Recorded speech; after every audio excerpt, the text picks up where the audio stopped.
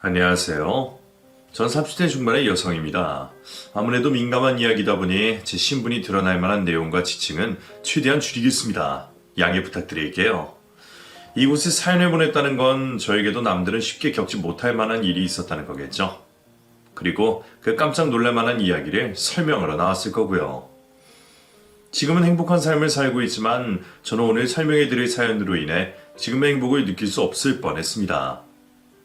물론 불륜이나 치정에 관련한 일이라면 지금까지도 이렇게 황당해하진 않았을 텐데 제가 겪게 된 일이 워낙 쉽게 들을 수 없는 내용이라 아직까지도 그날의 기억이 뚜렷하게 남아있네요.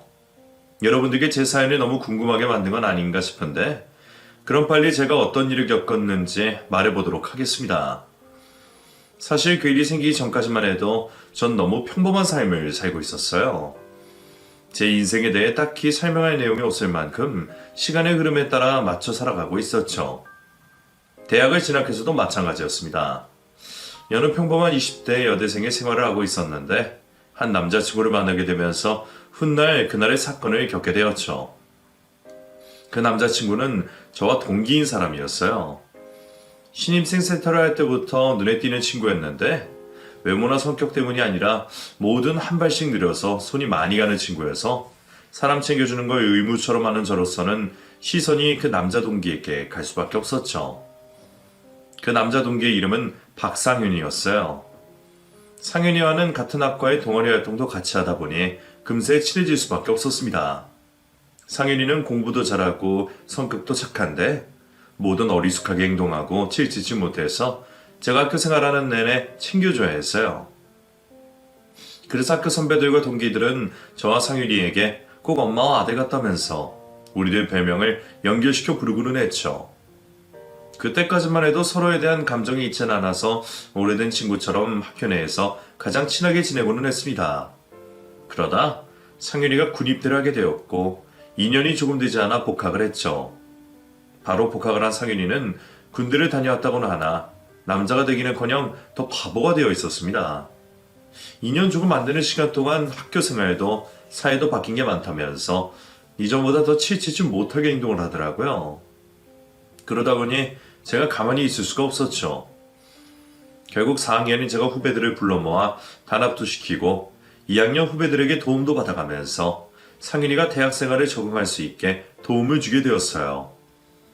대학 졸업 학년에 취업 준비까지 하고 있어 정신이 없었지만 매일 상윤이에게 밥은 먹었냐, 공부는 잘 되냐 등등 어미새가 아기새를 챙기듯 신경을 쓰고는 했습니다.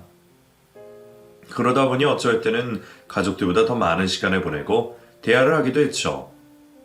젊은 남녀가 그 긴 시간 동안 연락을 하고 만남을 가지는데 어떻게 아무런 감정이 안 생길 수 있겠어요? 결국 제가 먼저 상윤이를 좋아하게 되었고 곧이어 상윤이도 저를 좋아하는 감정이 생겼다며 고백을 해왔죠. 그렇게 우리는 오랜 친구 사이에서 연인 사이가 되었습니다.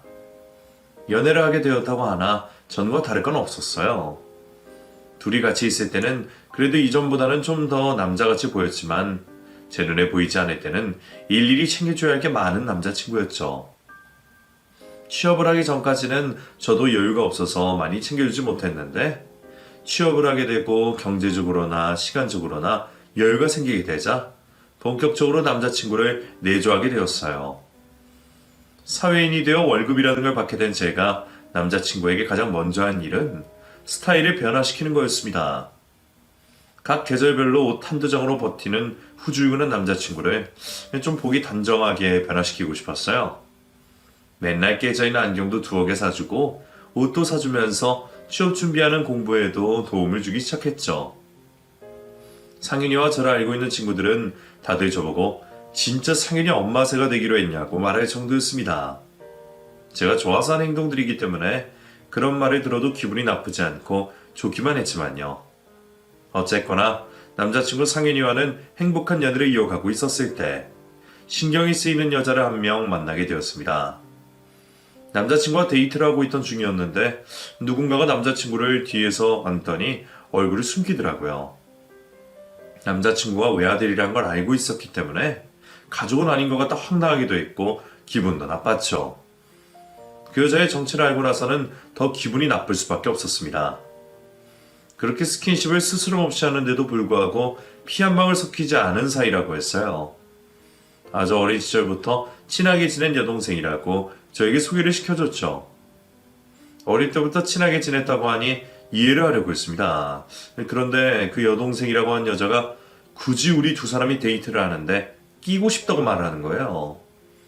남자친구 앞에서 싫은 내색은 하고 싶지 않았고 저랑도 좋은 관계가 될 수 없었으니 거절하지 않고 같이 시간을 보내게 되었죠. 그런데 남자친구가 소개한 것과 달리 단순히 친한 여동생 사이가 아닌 것 같았습니다. 남자친구는 그렇게 생각하는지 몰라도 여자 쪽은 딱 봐도 제 남자친구 상현이에게 관심이 있는 것처럼 보였죠. 남자친구 옆에 팔짱을 끼고 붙어서는 이건 어떠냐 저건 어떠냐 하며 눈웃음을 치는 게 같은 여자인 저에게는 그 의도가 느껴졌습니다. 제가 남자친구와 붙어 있으려고 하면 우리 사이를 비집고 들어와 갈라놓은 것만 해도 여러 번이었어요. 기분이 나쁘더라도 여자와 헤어지고 난 뒤 남자친구에게 말을 해야겠다 싶었죠. 그런데 어떻게 해서든 끝까지 남자친구 곁에 붙어 있으려고 한 그 여자는 저녁 식사를 하는 자리까지 따라왔고 결국 셋이서 밥과 술을 먹게 되었죠. 속에서 화가 부글부글 나고 있으니 평소에는 써서 잘 먹지도 않는 술을 벌컥벌컥 마셨습니다. 자기들끼리 웃으며 즐거운 시간을 보내고 있는 두 사람 모습을 보니 계속 들어가더라고요. 그런데 이전까지는 저에게 대놓고 경계심을 보이지 않던 여자애가 그 자리에서 거슬리는 말을 시작했습니다. 언니, 저 궁금한 게 있는데 솔직하게 말해줄 수 있어요? 뭐 말해봐요. 나도 무슨 말인지 알아야 솔직하게 말을 할 수 있으니까요. 언니, 눈이랑 코 손댄 거죠? 처음에는 너무 자연스러워서 몰랐는데 한참을 보니까 만진 티가 나더라고요. 그거 어디서 했어요? 아, 제가 하려는 게 아니라 제 주변에 수술하고 싶다는 친구들이 많아서 추천해주려고요. 언니처럼 나오면 수술한지 모를 것 같아요. 오빠도 언니 수술한 거 몰랐지? 어? 아닐 텐데. 수연이 대학교 신입생 때랑 지금이랑 똑같아. 누가 봐도 저를 깎아내리려고 하는 말이 확실한데 둔한 남자친구는 이를 못 알아차리더라고요. 나이도 어린 게 겁도 없이 내 앞에서 흉을 보는 모습에 대놓고 기분 나쁜 티를 냈죠. 안 했어요. 전 그런 거 관심 없거든요. 스스로에게 자신 없는 사람들이나 얼굴 고칠 생각하지 자존감 높은 사람은 내 얼굴이 어떻든 신경 안 쓰니까요. 미안해요, 혜선씨. 수술 생각하는데 도움이 못 되어서. 제게 한 방 먹은 듯한 표정을 보게 되면서 앞으로는 못 가볼 거라는 생각을 했습니다. 하지만 제 예상과 다르게 또 시비를 걸어왔죠. 성형에 대한 이야기가 끝나고 얼마 지나지 않았을 때였어요. 남자친구가 자랑을 하듯 여자애 앞에서 제 칭찬을 하고 있는데 이번에는 또 초를 치는 소리를 했죠. 그런데 오빠 벌써 여자 취향이 변하네? 예전에는 성격이나 성품 같은 거 여자친구 조건에 크게 중요하지 않았잖아. 또 까분다. 야, 너가 내 이상형을 어떻게 알아? 그리고 나 원래 여자 볼 때 가장 먼저 보는 게 성격인데? 연예인 좋아해도 항상 얼굴 예쁜 사람들 좋아했잖아. 그래서 나랑 친하게 지냈던 거 아니었어? 근데 오늘 언니 보고 좀 놀랐어. 솔직히 언니가 엄청 예쁜 얼굴 아니니까. 그래서 오빠가 이제 겨우 20대 중반인데 벌써 변했나 싶었지. 저에 비해 압도적으로 예쁘다면 할 말이라도 없지. 말라 비틀어진 멸치같이 생긴 게 남의 얼굴 평가하는 걸 보니 어이가 없더라고요. 한 소리 하려고 마음을 먹었는데 이러다가는 끝이 없겠다 싶었습니다. 몇 살이라도 나이가 많은 내가 참고 무시를 하는 게 이기는 거라고 생각이 들더라고요. 어차피 남자친구와 사귀고 있는 사람은 저였으니까요. 그래서 남자친구와 둘이 밥을 먹는다고 생각하고 여자애를 철저히 무시한 채 식사자를 이어갔죠. 그리고 그 여자애가 우리 곁에서 떨어진 순간 남자친구에게 행동 하나하나 조심하라며 주의를 주었습니다. 너 아까 다 들었지? 걔가 행동한 거 말한 거 그거 여자들 사이에서는 해선 안 될 행동이야. 특히 남자친구 앞에 있는 여자한테는 절대 해서는 안 된다고. 걔 아무리 봐도 너한테 관심이 있는 것 같아. 너가 둔해서 못 느끼는 거고. 어쨌든 앞으로 조심해. 아주 잠깐이었지만 완전 불려시라는 걸 느꼈다니까? 걔가 어려서 워낙 말을 거르지 않고 해서 그렇게 느낀 거야. 혜선이가 날 좋아해? 절대 그럴 일 없어. 우리 진짜 어릴 때부터 같이 지나와서 친남매 같은 사이인데 아휴, 끔찍하게 그런 생각을 어떻게 해? 진짜 몇 덕분에 하나라도 걔가 날 좋아한다고 해도 내가 걔한테 이성 간에 가지는 마음을 가질 수 없어.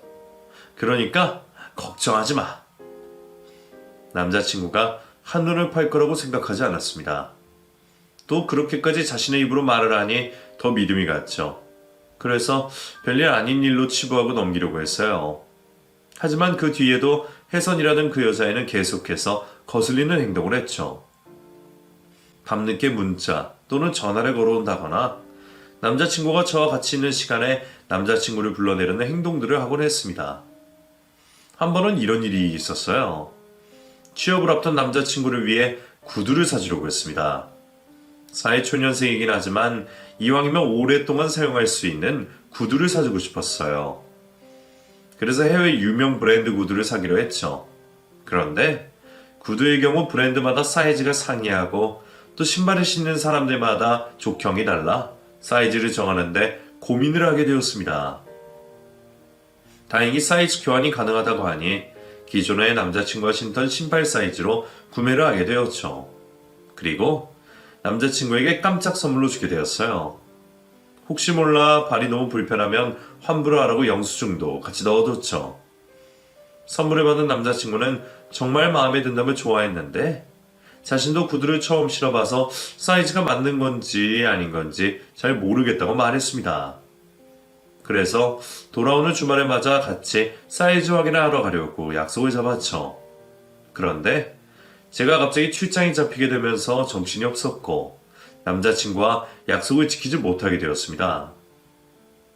그리고 일 때문에 구두에 대한 일을 잊어버리게 되었어요. 그런데 어느 날 구두를 신고 온 남자친구를 보자 제가 사준 구두가 생각나더라고요. 구두 신고 왔네? 맞다. 내가 선물해준 구두 어떻게 했어?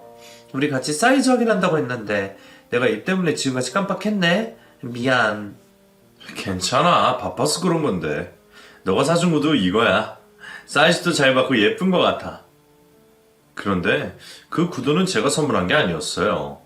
시간이 좀 흘렀다고 하나 제가 직접 고른 선물을 기억 못할 정도는 아니었죠. 뭐? 이거 아니야. 좀 서운하다. 내가 선물한 구두도 기억 못해? 이거 맞아. 너가 그때 환불하거나 제품 교환하라고 했잖아. 그래서 제품 모델을 바꿨어. 이게 더 잘 어울린다고 하더라고. 그래? 네 스타일 아니었으면 처음부터 같이 갈 걸 그랬다. 거기 직원 말로는 그 신발이 너 나이 때부터 나이 들어서도 신을 수 있다고 추천받았거든. 어딜 사람 갈 때마다 추천 모델이 바뀌냐? 너는 어느 직원이 추천해줬어? 직원 아니라 전해본 적 있지, 혜선이. 혜선이가 골라줬어.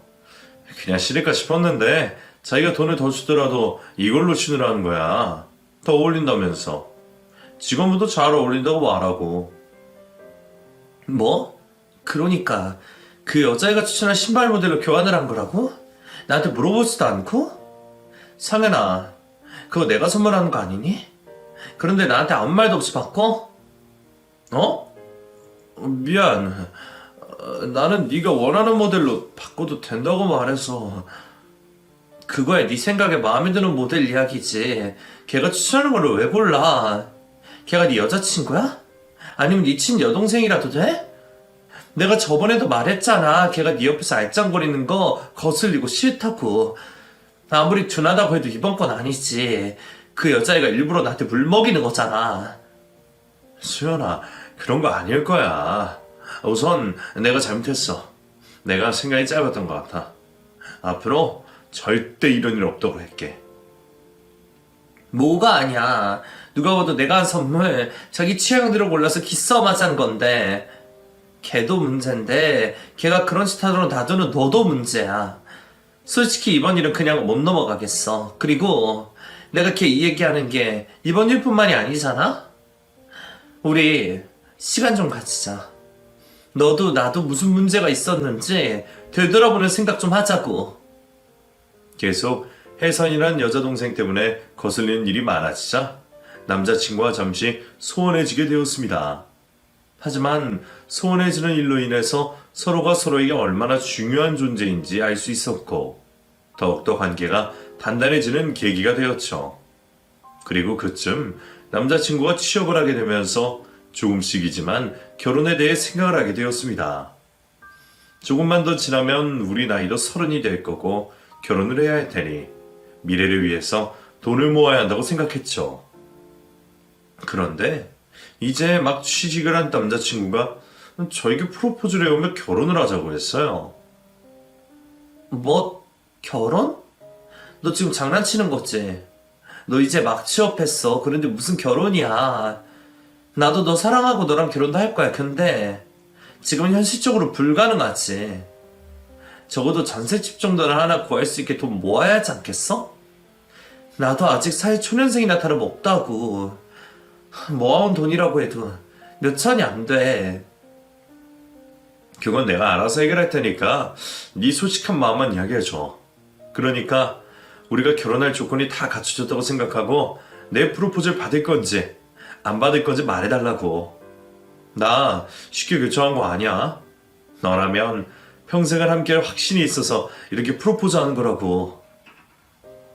사랑하는 사람에게 결혼하자고 프로포즈를 받게 되니 행복하긴 했지만 지금 이 상황에서 프로포즈를 하는 건 좀 뜬금없더라고요. 정말 결혼을 하려는 건 아니겠지 싶어 마음속에 가지고 있는 대답 그대로 수락을 했습니다. 얼떨결에 수락을 하게 되었지만 대체 무슨 생각인가 싶어서 남자친구에게 계속해서 무슨 생각이냐고 물었죠. 제가 결혼을 수락하여 잔뜩 신이 나 있던 남자친구는 그제서야 자신의 집 형편을 이야기하면서 결혼이 뜬구름 잡는 이야기가 아니라고 했습니다. 알고 보니 남자친구 집안에 굉장히 부유하더라고요. 대학 신입생 시절부터 워낙 후줄근하게 다니고 제가 챙겨줘야 하는 일들이 많아서 의뢰 남자친구 형편이 좋지 않겠구나 생각했습니다. 그래서 일부러 집안 이야기가 나올 것 같으면 먼저 대화의 주제를 돌리고는 했어요. 부잣집 도련님이 행색을 그렇게 하고 다닐 거라고는 생각도 못했으니까요. 그런데 말도 안 되게 부유한 집안의 도련님이라고 하니 놀랄 수밖에 없었죠. 거기다 아직 뵙지도 못한 남자친구 부모님께서 저를 무척이나 마음에 들어 하신다고 말을 전했습니다. 그건 좀 이해가 갔어요. 저 같아도 아들을 알뜰살뜰히 챙겨주는 여자친구가 있었다고 하면 당연히 좋은 며느리감으로 생각했을 겁니다. 그렇다고 해도 단 한 번도 만나지 않고 아들의 뜻을 존중해 결혼까지 허락하시고 지원을 아끼지 않겠다고 말씀하셨다 하니 제 입장에서는 버려진 입이 쉽게 다물어지지 않았어요. 이러한 상황을 쉽게 받아들이지 못한 건 저뿐만이 아니었죠. 저희 부모님께서도 무척이나 놀라하셨습니다. 그러시면서 자식 걱정되는 마음에 구렁이 담 넘어가듯 쉽게 결혼을 허락하실 수 없다는 입장을 보이셨죠. 그런데 그것도 잠시였어요. 결혼을 하러 받기 위해서 찾아온 남편과 대화를 나눴던 부모님께서 남자친구에게 빠지셨고 그날 바로 결혼을 허락하시게 된 거죠. 이 다음 남은 건 제가 남자친구 부모님 댁으로 찾아가 인사를 드리는 거였습니다. 그렇게 처음 가게 된 남자친구의 집은 정말 대단했습니다. 드라마나 영화 속에 나오는 집처럼 길고 높은 담으로 둘러져 있었죠. 대문을 들어선 뒤에도 계단을 올라가고 넓은 정원을 지났어야 겨우 현관 앞으로 도착할 수 있었어요. 이런 단어가 맞을 줄 모르겠지만 집 자체가 정말 장관이더라고요.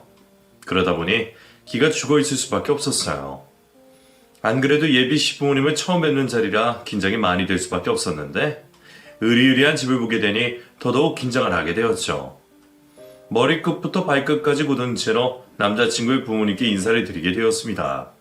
그런데 정말 다행히도 남자친구 부모님께서 저를 무척이나 반겨주셨어요. 이렇게 반겨주셔도 되나 싶을 정도로 긴장한 제 손을 잡고서는 만져주셨고 제 옆으로 오셔서는 긴장하지 말라고 말씀도 해주셨죠. 안녕하세요. 처음 인사드리겠습니다. 상현 씨와 만남을 가지고 있는 이수연이라고 합니다. 반가워요. 나 수연이 엄마 되는 사람이에요. 상인이가 칭찬을 그렇게 하길래 아무리 자기 눈에 여자친구가 예쁘다고 하지만 정도가 좀 심하다 싶었는데 그럴 만한 이유가 있었네. 잘 왔어요. 우리 때문에 너무 긴장하지 말고 있어요. 앞으로 가족 될 사람이니까 편하게 생각하고요. 어머, 손이 왜 이렇게 차? 우리 수연이가 긴장을 많이 했나 보네. 아버님과 어머님께서는 그날 처음 본 저에게 정말 따뜻하게 대해주셨어요. 제가 긴장을 좀 덜 했더라면 당장 한 가족이라고 생각해도 될 만큼 저에게 잘해주셨죠. 결혼에 대해 말씀을 드려야 하는데 아버님과 어머니께서 저에게 관심이 많으셔서 결혼 승낙과 계획에 대해서는 말도 못 꺼내고 있을 정도였어요. 남자친구가 겨우 부모님을 진정시키고는 결혼에 대해 저희 계획을 말하게 되었는데 전에 남자친구가 설명한 것과 다를 거 없지 않냐고 말씀하시면서 저희들 편하고 좋은 대로 결혼식 준비를 하시라고 말씀해 주셨죠. 솔직히 제 입장에서는 좀 당황스러웠습니다. 평범한 사람들끼리 결혼을 하더라도 이것저것 상대방 집안을 재고 따지면서 결혼을 하니 많이 이야기가 나오는데 하물며 비슷한 집안의 형편도 아니고 압도적으로 형편이 좋은 남자친구 부모님께서 묻고 따지지도 않고 결혼을 승낙하시고 저를 예비 며느리로서 예뻐해 주시고 있었으니까요.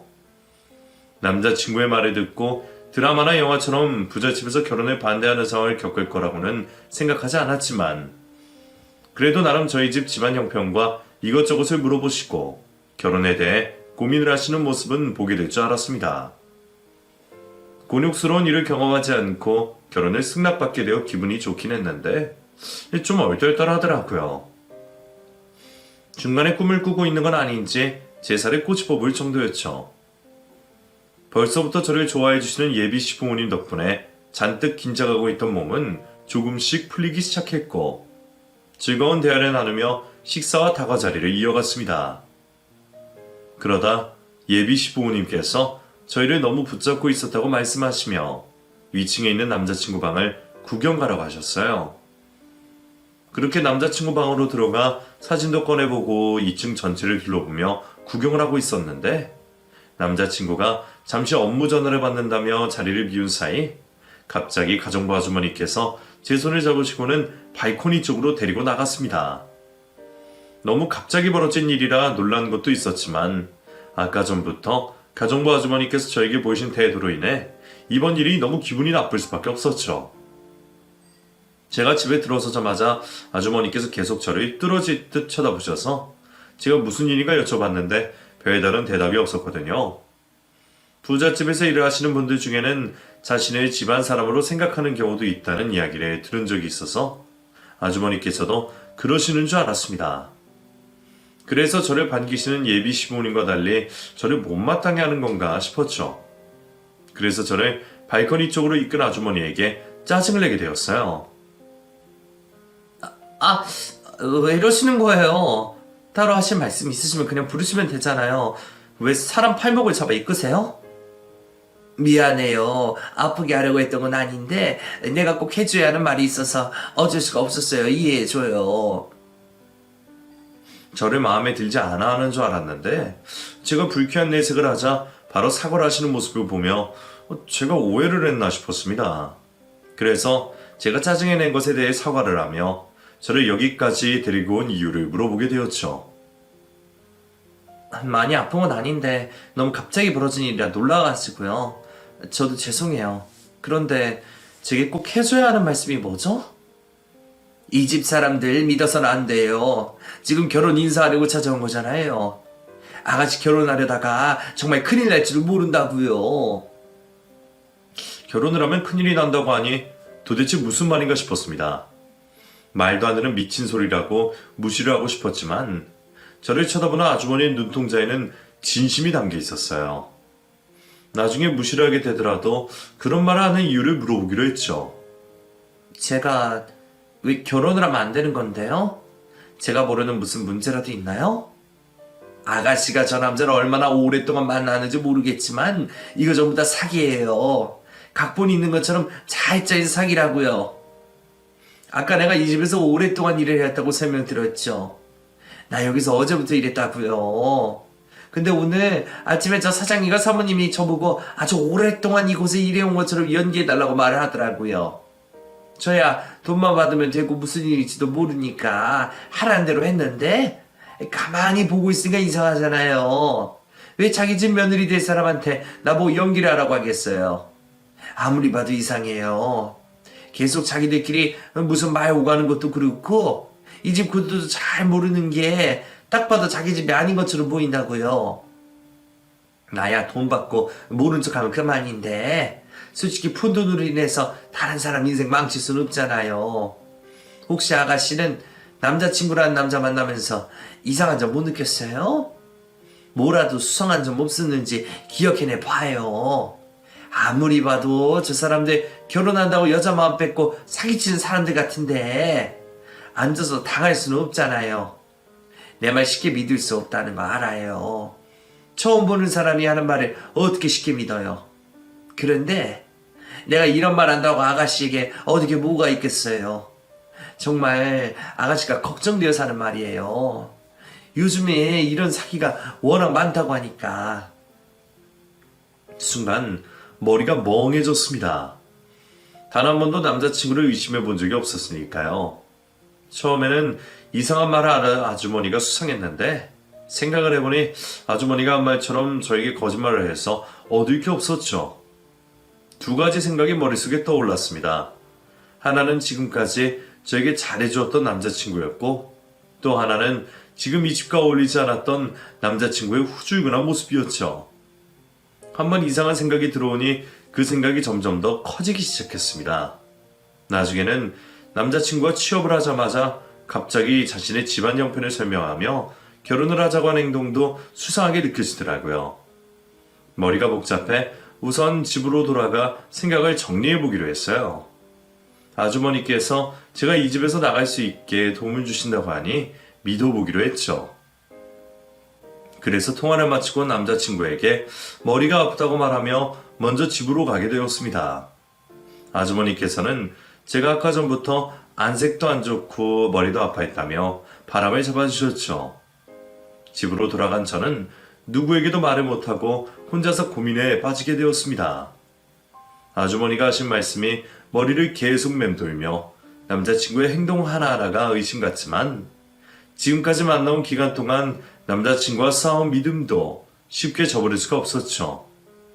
남자친구가 인정을 하게 될지 모르겠지만 우선 남자친구에게 직접 물어보는 게 가장 확실하고 좋은 방법이라고 생각했어요. 그렇게 주말에 맞아 저는 도망쳐 나왔던 남자친구 부모님 댁으로 다시 찾아갔습니다. 그리고 집에서 나오는 남자친구를 잡기 위해 잠복을 하게 되었죠. 혹시 아주머니가 한 말씀이 사실이라면 갑작스럽게 제가 방문을 해야 확인을 할 수 있겠다고 생각했어요. 그런데 남자친구를 기다리던 중 놀라운 장면을 목격하게 되었습니다. 집 밖으로 나오는 남자친구 옆에 있는 사람 때문이었죠. 남자친구 옆에서 여우짓을 하며 제 심기를 거스렸던 그 여자, 혜선이라는 여동생이 남자친구 옆에 붙어서 나오고 있었습니다.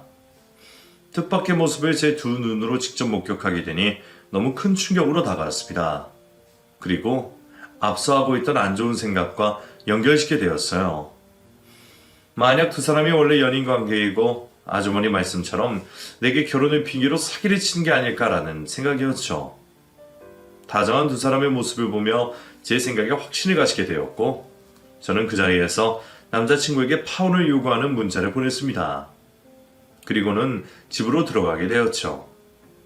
남자친구에게 일방적으로 파혼 통보를 한 지 얼마 되지 않아 파혼을 받아들일 수 없다며 남자친구가 집으로 찾아왔습니다. 그리고는 저에게 파혼을 하더라도 그 이유를 알아야겠다면서 제발 만나서 이야기를 나누자고 했죠. 저도 오늘 낮에 목격하게 된 남자친구의 모습이 너무 화가 나서 만나서 원망을 하고 싶었습니다. 그래서 집 앞에 와 있다는 남자친구를 만나러 나가게 되었죠. 수연아, 그래서 헤어지자는 이유가 뭐야? 우리 집에 인사드리러 온 날 무슨 일 있었어? 너 그날부터 조금씩 이상해진 거 알아? 혹시 우리 부모님께서 실수라도 한 거 있어? 내가 너무 답답해서 그래. 도대체 왜 이러는 건데? 그래, 그날 듣게 된 이야기도 있었지. 그런데 그것보다 오늘 내가 두 눈으로 본 모습이 더 용서가 안 됐어. 너 오늘 집에서 누구랑 나왔어? 언제까지 날 속이려고 한 거니? 정말 그 여자랑 짜고 나한테 사기치려고 했던 거야? 수연아, 제발 좀 내가 알아들을 수 있게 말 좀 해줘. 사기를 치다니. 내가 왜 너한테 사기를 쳐? 그리고 오늘 내가 누구랑 집에 있었는데 그 여자란 사람 대체 누구고? 너 진짜 끝까지 이렇게 나올 거니? 혹시나 싶어서 사진 찍어놨는데 정말 다행이다. 너 이 사진 아니었으면 넌 끝까지 날 속이려고 했을 거 아니야. 자, 이거 너랑 집에서 나오는 그 여자의 사진 됐어? 저에게 사진을 건네받은 남자친구 입에서 어떤 말이 나올지 궁금했습니다. 그런데 사진을 본 남자친구가 변명을 하기는커녕 어이가 없다며 웃음을 터뜨리는 게 아니겠어요. 한참 동안 웃던 남자친구는 저에게 어이가 없다는 듯이 말을 해왔습니다. 미안, 무슨 일인가 싶어서 잔뜩 긴장했는데 겨우 이 사진이라고 하니까 너무 어이가 없었어. 너 이 사진 속 여자애 누군지 모르겠어? 전에 만난 적 있잖아. 얘 혜선이야. 친동생이나 다름없다는 혜선이. 그래, 나도 알아. 근데 걔가 왜 너네 집에서 나오는데? 괜히 아무렇지 않은 척 자연스럽게 넘기려고 하지 마. 나 너네 집과 관련된 일도 알고 있어. 나도 들은 이야기가 있어서 대충 다 알고 있다고. 너희 가족들이랑 그 여자랑 짜고서 나 속이려는 거잖아. 나한테 사기치려고 한다는 거 다 들었다고. 뭐? 수연아, 지금 그게 무슨 말이야? 아까부터 왜 계속 내가 사기를 친다고 말을 하는 건데? 누구한테 무슨 말을 들었는지 모르겠지만 내가 하나씩 다 해명해 볼게. 내가 결백하다는 걸 입증하겠다고. 그러니까 누구한테 무슨 말을 들었는지 말 좀 해줘. 자신이 결백하다는 걸 입증하겠다는 남자친구의 모습을 보니 흥분된 마음이 진정이 되면서 다시 혼란스러운 마음이 들기 시작했습니다. 모든 걸 입증하겠다는 남자친구에게 제가 남자친구네 인사를 드리러 간 날, 가정부 아주머니께 들었던 이야기를 모두 하게 되었어요. 제 이야기를 다 듣게 된 남자친구는 흥분을 하면서 일이 어떻게 된 일인지 알겠다고 했어요. 그러면서 오늘 자신과 같이 집에서 나온 혜선이란 여자애가 그 가정부 아주머니의 딸이라고 했습니다. 그런 말 들었으면 바로 나한테 말을 했어야지. 오늘 나랑 같이 집에서 나온 혜선이란 여자애, 너한테 이상한 말을 했던 가정부 아주머니 딸이야. 가정부 아주머니가 워낙 오래전부터 우리 집에서 일을 해와서 그 집딸의 혜선이도 나랑 같이 잘하다시피 지냈어. 그래서 내가 너한테도 내 친동생이나 마찬가지라고 말했던 거고. 그리고 아주머니가 너에게 그런 말을 한 건 내가 예상되는 게 있는데 직접 당사자 입에서 듣는 게 나을 것 같아. 나랑 같이 우리 집에 가서 어떻게 된 일인지 확인해보자. 남자친구는 가정부 아주머니께서 왜 그런 거짓말을 했는지 눈치를 챈 듯한 모습이었습니다. 하지만 자신의 머릿속에 있는 생각은 단순 추측이라며 거짓말을 저에게 한 당사자에게 찾아가 정확히 확인해보자고 했죠. 그렇게 남자친구 손에 이끌려 남자친구 집으로 가게 되었습니다. 그렇게 남자친구에게 끌려 도착하게 된 집에는 예비 시부모님 두 분 모두 계셨어요. 그리고 가정부 아주머니도 그 자리에 있었죠. 예비 시부모님께 제대로 인사를 드리기도 전에 남자친구는 사건을 해결하려고 했습니다. 아버지, 어머니, 저희가 이 집에서 얼마나 살았죠? 혹시 다른 사람들에게 범죄 저질러서 돈을 벌어야 하실 만큼 형편이 어려우세요? 상윤아, 너 집에 들어오자마자 무슨 소리를 하는 거야? 누군가가 부모님과 제가 결혼을 핑계로 다른 사람들에게 사기를 치고 있다고 수연이에게 경고를 했거든요. 그 사람 말로는 자기가 우리 집에서 일하게 된 지도 얼마 안 됐는데 오랜 기간 일한 것처럼 해달라고 부모님께서 부탁을 하셨다고 해요. 수연이에게 사기를 치려고요. 아주머니, 무슨 말인지 저보다 더 잘 아시죠? 아주머니께서 직접 한 말이니까 저보다 더 자세히 잘 아실 거 아니에요? 왜 그러셨어요? 제가 알게 되면 거짓말이라는 게 금방 들통날 텐데 도대체 왜 이런 거짓말을 해서 우리 두 사람 사이를 갈라놓으려고 한 거냐고요? 남자친구가 화를 내며 저에게 거짓말한 이유를 묻자 가정부 아주머니는 당황해하는 모습을 보이다 결국은 모든 사실을 실토했습니다. 저에게 거짓말을 했던 이유는 자신의 딸을 위해서였어요. 자신의 딸을 남자친구와 이어주기 위해 걸림돌이었던 저를 남자친구 곁에 쫓아내려고 말도 안 되는 거짓말을 지어냈던 거죠. 잘못했습니다. 제가 죽을 죄를 지었어요. 사실 이렇게까지 할 생각은 없었는데 순간 욕심이 나서 제가 생각해도 미친 짓을 저질렀던 것 같아요. 처음 상윤이가 결혼한다는 말을 듣고는 좋은 여자 만나서 행복하게 잘 살았으면 싶었어요. 지금 이 자리에서 변명한 게 아니라 그때 정말 그랬어요. 근데 그 소식을 혜선이에게 전했는데 혜선이가 너무 서럽게 우는 거예요. 자기가 상윤이를 오랫동안 남자로서 좋아해왔다고 말이죠.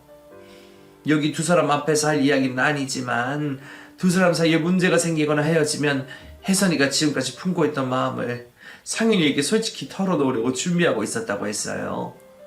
지금까지 먹고 사는 게 바빠서 혜선이가 상윤이를 좋아하는 마음이 있다는 것도 모르고 있었는데 그날 혜선이 마음을 알게 되니까 괜히 속상하고 또 욕심이 나는 거예요. 그때까지만 해도 그 정도 마음이었어요. 사람 인연 모두 타이밍인데 그걸 못 주겠냐고 생각하면서 말이죠. 그래서 며칠 동안 슬퍼하는 딸을 위로만 해주고 있었는데 그날이 온 거예요. 상윤이가 사장님 사모님께 결혼 인사시킨다고 여자친구를 데려온 그날이요. 그날 상윤이 여자친구라는 저분을 봤는데 갑자기 가슴이 요동을 치더라고요. 솔직히 상윤이 정도면 평범한 서민이 아니라 부잣집 집안의 자제들이나 유명한 사람과 만나고 결혼할 줄 알았어요. 그런데 그냥 저기와 별다를 것 없는 평범한 여성이라니. 그때부터 제가 갑자기 미친 것 같아요. 내 딸이 상윤이 여자친구 분에 비해서 모자란 게 뭐가 있다고 못하나 싶었죠. 그래서 우리 딸 행복을 위해 그리고 우리 딸 미래를 위해 내가 뭐라도 해야겠다 싶었어요. 지금까지 가정부 일한다고 내 새끼에게 못해다 주는 것들 이번 일로 만회를 해야지 싶어서 그런 거짓말을 만들어냈어요. 여기 계신 모든 분들께 정말 죄송합니다. 경찰에 신고를 하시든 따로 처벌을 내리시든 모두 다 제 잘못이니 제가 다에게 처벌받겠습니다. 아주머니 입에서 저에게 말한 모든 것이 거짓임을 인정하는 말이 나오게 되자 정말 어처구니가 없었습니다. 이 세상 모든 부모들이 자식을 위해서라면 뭐든지 할 수 있다고 하지만 이렇게 해서는 안 되는 거잖아요. 이번 일로 우리 두 사람이 살아가는 데 있어 평생 마음에 큰 상처를 가지고 갈지도 모르는데 말이죠. 기가 막히고 화가 나는 건 남자친구도 마찬가지였습니다. 울며 잘못을 비난 아주머니에게 화를 내기 시작했죠. 아주머니, 아무리 혜선이를 위한다고 하지만 이건 아니죠. 아주머니께서 더 잘하실 거 아니에요. 워낙 어릴 때부터 지내와서 제가 혜선이 여자로 안 본다는걸요. 설령 아주머니 뜻대로 제가 수연이와 헤어졌다고 해도 혜선이는 영원히 저에게 친동생 같은 아이였을 거예요. 이성적으로 느껴지지 않는다고요. 몇 가지만 물어볼게요. 지금 이 일 아주머니 혼자서 계획하신 건 아니죠? 수연이가 우리 집 오고 간 날 이후 혜선이가 집에 온 것도 일부러 온 거죠? 그리고 혜선이가 저랑 수연이와 예전에 만난 적이 몇 번 있었는데 그때 일부러 우리 사이 회방 놓으려고 한 것도 맞고요. 두 사람 사이 회방 놓은 건 이번 일 벌어지고 나서 혜선이에게 듣게 되었어요. 예전에 자기가 두 사람 데이트할 때 끼어들어서 몇 번 회방 놓은 적이 있다고 하더라고요. 그런데 그 전에는 저도 정말 몰랐어요. 혜선이가 누굴 좋아하는지도 몰랐으니까요. 그리고는 처음에는 저 혼자 계획한 게 맞아요. 여자친구분이 인사를 드리러 온 그날 그 자리에서 마음먹고 계획해서 실행까지 옮긴 거니까요. 물론 그날 밤 집에 들어가서 혜선이에게 말을 하긴 했지만 제가 여자친구분에게 거짓말한 걸 말한 게 아니라 그냥 두 사람 사이에 문제가 있는 것 같으니 혜선이가 이번 기회 잘 이용해보라고 이렇게 말만 했어요. 혜선이는 제가 이런 짓을 꾸민 거 몰라요. 제가 정말 잘못했어요. 그래서는 안 됐는데 욕심이 나더라고요. 여기 이 집 식구분들이 다른 집 부자들 같았으면 이런 욕심 품지도 않았을 거예요. 솔직히 이런 부잣집 자제분이 가정부 딸과 연애하고 결혼한다는 게 상상도 못할 일이잖아요. 그런데 이 집 식구분들이라면 사장님, 사모님, 그리고 상윤이라면 그게 가능하지도 않을까 싶었어요. 제가 이 집에서만 일해왔지만 듣는 귀가 있잖아요. 다른 집 가정부들은 아무리 주인댁분들이 잘해주더라도 피부로 느껴지는 벽이 있다고 하는데 저는 이 집에서 일하면서 단 한 번도 그런 걸 느껴본 적이 없었으니까요. 사장님, 사모님께서 항상 저를 동등하게 대해주셨잖아요. 제 딸이 혼자 있는 게 신경 쓰이신다면서 이 집에 들어와 일하는 동안 같이 있게 해주시고 상윤이와도 같이 뛰놀 수 있게 해주시고 저희들 생일도 그렇고 기념일마다 이거저것 한 가족처럼 챙겨주시다 보니 제가 언강생심 그런 헛된 마음을 품고 용서받을 수 없는 짓을 저질렀던 것 같아요. 정말 죄송합니다. 죄송해요. 아주머니가 자신의 사정을 이야기하며 울면서 죄송하다고 저희에게 용서를 구하고 있었지만 솔직한 심정으로 이해가 가거나 용서가 될 만한 일이라고 생각이 들진 않았습니다. 그렇다고 제가 그 자리에서 화를 낼 수도 없는 일이었고 피해 사실이 있어 법적으로 뭘 할 수 있는 것도 아니었죠. 그저 남자친구와 남자친구 부모님께서 어떤 결정을 내리시게 될지 지켜볼 수밖에 없었어요. 하지만 워낙 성품이 좋으신 분들이니 이번 일도 사과를 받고 용서를 하는 선에서 끝날 수도 있겠다고 생각을 했습니다. 제가 직접 느꼈던 예비 시부모님의 성품도 그러실 분들이라고 느껴졌고 가정부 아주머니의 이야기를 들어보니 더 그렇게 느껴졌죠. 그런데 제 예상과 달리 예비 시부모님께서는 아주 크게 화를 내셨어요. 아주머니, 지금 하는 게 말이라고 합니까? 자기 새끼 잘 되라고 이런 비정상적인 행동을 해요. 나도 자식 키우는 부모입니다만 지금 아주머니가 말하는 건 궤변이라고밖에 느껴지지 않습니다. 서로 오랫동안 사귀어오고 이제서야 그 결실을 맺으려는 애들에게 거짓말까지 지어내서 갈라놓으려고 해요? 거기다 우리가 사기꾼이라고 속이고 내가 지난 20년 넘게 아주머니께 부끄러운 짓을 했으면 이렇게 화를 내지도 않아요. 아주머니 입으로 말한 것처럼 나와 이 사람 그리고 상현이까지 아주머니의 해선이를 한 가족이라고 생각하고 행동했습니다. 우리가 해야 하는 일 대신해서 해주시는 분이니 저 정중하게 잘 대접해드려야 한다는 생각으로 이제까지 지내왔다고요.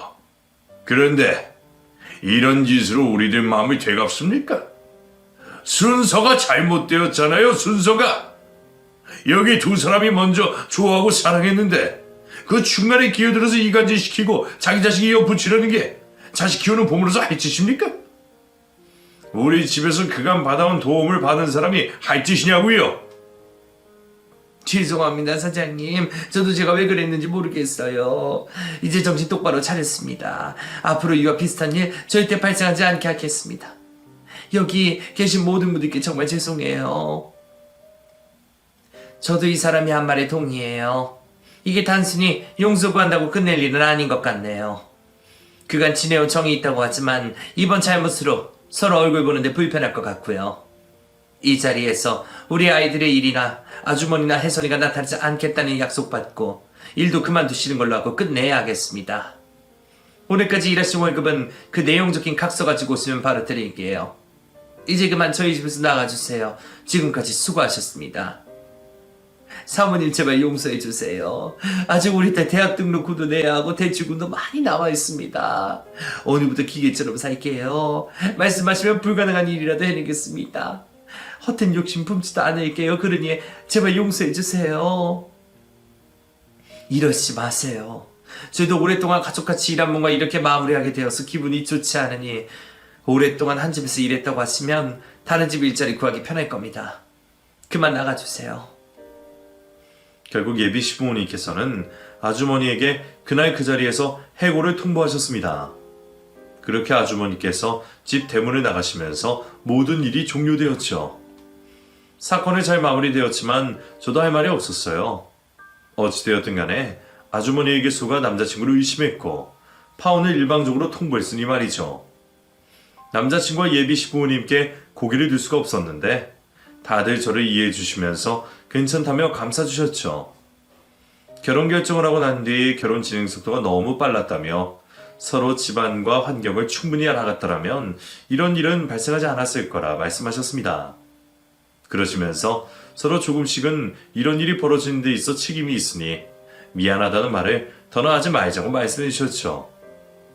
그 후 저는 원래 그래야 했던 것처럼 남자친구와 결혼 준비를 하게 되었고 행복한 결혼식을 올리게 되었습니다.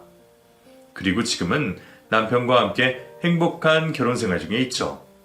그날 이후 저는 다른 사람에게 어떤 말을 듣더라도 쉽게 생각하지 않고 전후 사정을 다 알기 전까지는 함부로 판단하지 않고 있습니다.